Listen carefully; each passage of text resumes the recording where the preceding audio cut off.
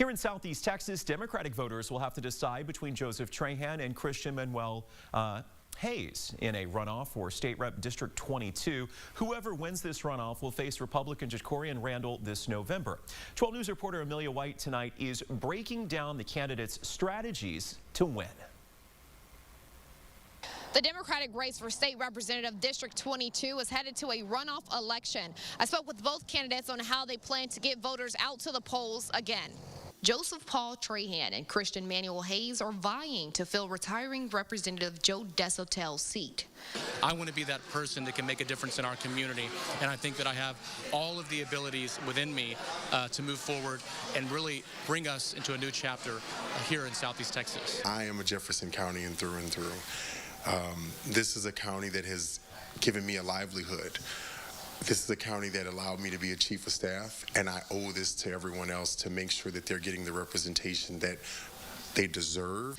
Once polling locations closed and ballots were tallied, Trahan held the lead most of the night, but it wasn't enough to move on to the general election. Trahan received 48% of the votes, Hayes following closely behind him with 43%. Trahan and Hayes say they're hitting the ground running, preparing for the May runoffs. Trying to figure out where I can capitalize on, where I need to focus, and do what I've always done. Meet people where they are, engage with voters, talk about a vision, talk about the importance of moving forward with the state representative seat.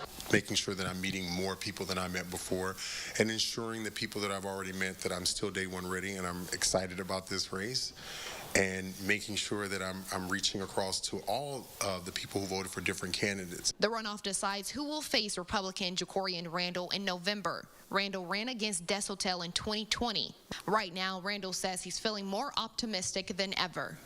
I had more votes than I did last time, so more Republicans came out than they did in 2020 during the primary, and so I'm very confident about November, and I'm very encouraged about it as well.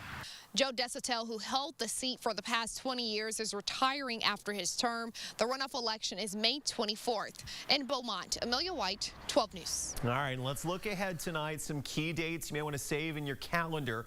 Early voting begins May 16th and ends May the 20th. And as you heard from Amelia, Election Day for the runoffs will be Tuesday, May 24th.